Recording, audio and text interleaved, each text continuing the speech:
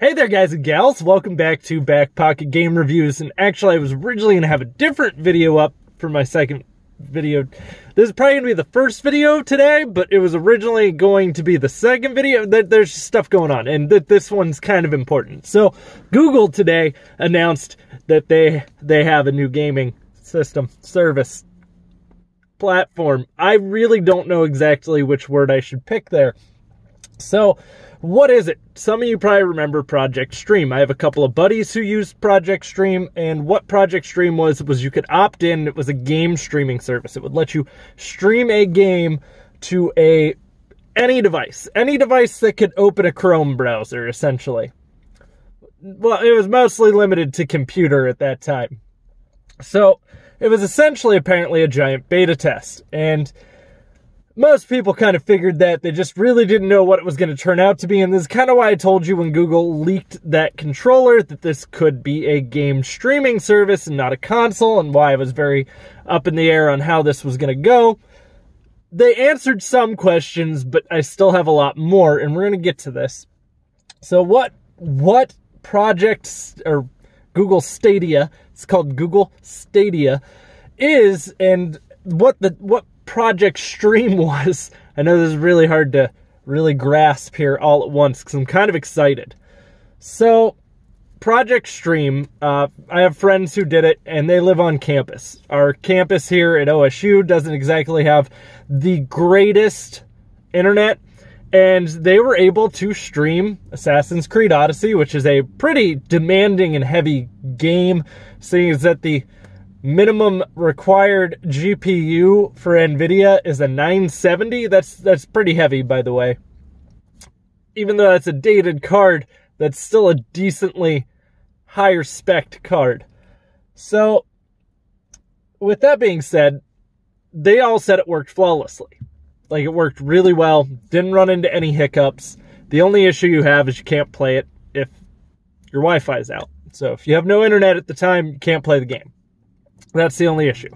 So this turned into, essentially, this was a beta test for, well, Google Stadia. That controller that we saw wasn't apparently the fully finished version of that controller, because now there's a different controller, which we'll get to in a second. So Google Stadia is a game streaming service. You play on TV, you can play on a phone, you can play on any computer capable of opening a newer updated version of a Chrome browser, and with TV you just use a Chromecast. So this is pretty cool so far, if I'm being fully honest. And a lot of you might go, well, game streaming doesn't really seem like that big of a deal. It is. It actually, this is 110% where the future of gaming is. I just can't necessarily say that it's 110% where gaming is right now. And why is it the future of games? Because it completely eliminates the buy-in of a system to run the game. You don't need the newest graphics card. You don't need all of that stuff, because all of the heavy lifting is being done by Google servers. Google servers are running this game for you as powerful as they can push it out, which apparently can be all the way up to 8K at 120 frames per second is where they're saying the cap will eventually be, which is absolutely ridiculous. Right now it can do 1080 at 60, and it can do 4K at 60. Even 4K at 60 is still very hard for a lot of modern gaming PCs to hit.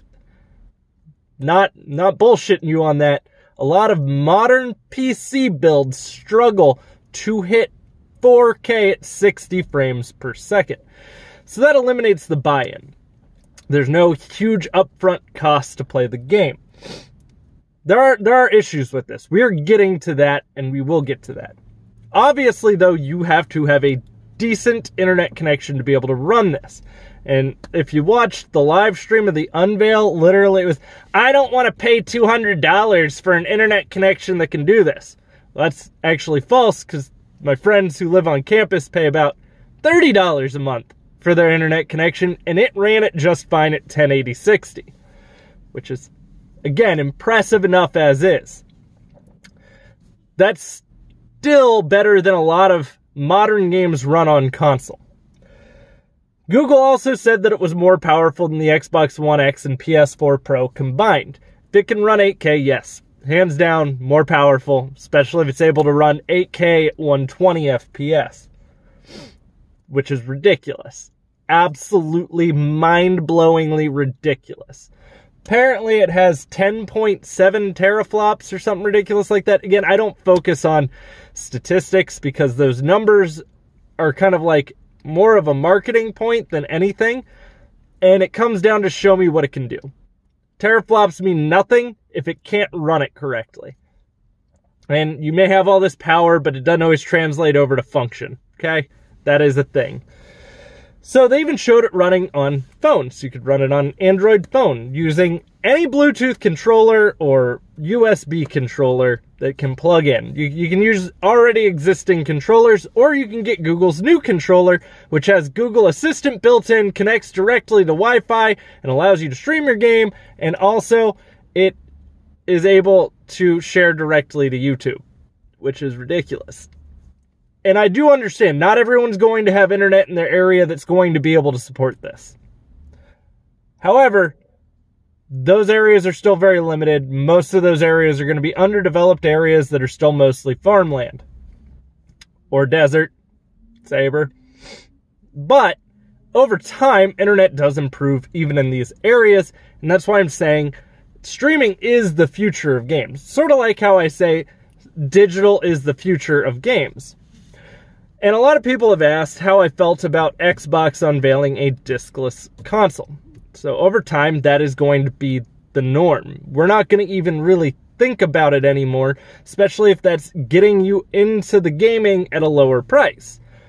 But this is even more interesting because Microsoft is also currently testing their own streaming game service called, I believe it's Xstream, if I remember correctly. I don't really remember what the full title was, but you may also want to state, oh, well, game streaming's been done before. Sony's done this with PlayStation Now, and you are correct. They have. Sony does not have near the amount of servers that Microsoft and or Google have, and Google's already bringing this to you. Microsoft and Google are probably two of the largest owners of servers, whereas Sony has very few servers. Also, Sony only allows you to stream mostly older games, and their service is kind of built on old technology that doesn't necessarily work very well. Whereas these are newer technologies being built from the ground up. If I remember correctly, I think Sony bought OnLive to jumpstart a lot of that. I believe it was OnLive, if I remember correct. So, this has some very real-world consequences, though. We, first off, don't know what this is going to cost. We don't know if this is going to be like just a flat rate, like pay $40 a month and you have access to all the games that come to it, which Assassin's Creed Odyssey is a pretty big game, so that's good faith that other developers, not only Ubisoft, will bring their games to this platform. But Google also stated that they now have their own gaming development studio called Stadia Games. Because I guess that just made a lot of sense since the whole platform is called Stadia, which will bring exclusive games over to the Stadia platform. And let's be fair, no matter what, even if this thing looks like a dumpster fire, most of us gamers are going to try this at least once. But the bigger part of this is this could bring gaming to a lot more people, especially seeing as if I buy a bad game and it is a monthly subscription, doesn't matter if the game's bad. I didn't pay for the game, I'm paying for the service. Don't like this game, I'll just play a different game. That's fine. That's a great concept, especially if the games stay on the platform, and no one really knows yet if it's going to be you have to pay for Stadia and then pay for the games as well. I'm just kind of curious where this is all going to go and what direction it's going to head. Now, if you did demo Project Stream with Google, you got a free copy of Assassin's Creed Odyssey, which in and of itself is still a pretty nice thing to give to people who tested something for you. And that's a pretty good game. It's still a pretty new game. Probably one of my favorite games came out last year. So, the other repercussions here now are GameStop stock is dropping. At least as of when I checked, And it seems, so their stock's been dropping for a while. Like, this has been an ongoing thing. But you gotta take this into account. They had a big issue with their stock dropping after Xbox announced Xbox Game Pass. This is a pretty big blow as well.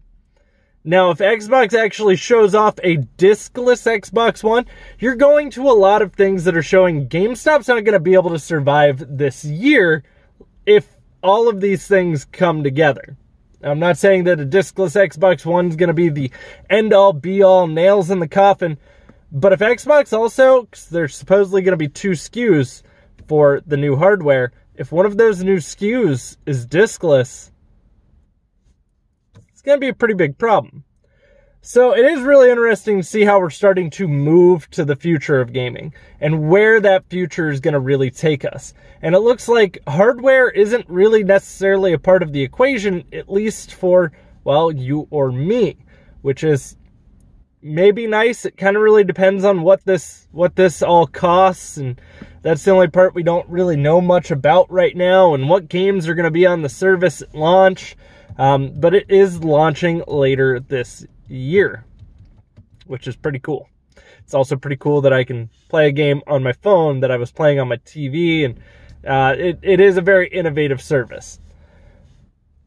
Execution is going to be where it all matters, and I am very curious to what that's going to look like, at least as of right now, because this could hurt a lot of people's business, a lot of business, and I don't really know if this is necessarily a great shakeup. Again, I didn't get to personally try Project Stream, but as I'm telling you, I have friends that they say it worked just fine. I trust what they said, so I am curious to how you all feel about this.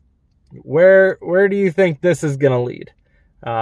I do think it's funny that another big nail's coming right into GameStop's coffin right as we're talking about all the bad stuff happening for them. Oh, Lord. Poor GameStop. I'm sure investors feel really safe now. Guys, I want to know what you think, though, down in the comments down below. As I said, I know a lot of you guys don't like the whole digital or not owning your games. I get it. I understand where your concerns are. But this could be a very huge step. So I would advise you to at least keep an open mind. So I look forward to seeing what you all have to say about this. If you'd like to follow me anywhere else, links are as always in the description box down below. Also, if you enjoyed this video, don't forget to drop a thumbs up. You can also click the subscribe button and ding the bell. Supposedly then, if you do both those things, it'll let you know when I upload content. Or it might not. No one knows. Guys, thanks for watching. I'll have plenty more content coming for you, and stick around.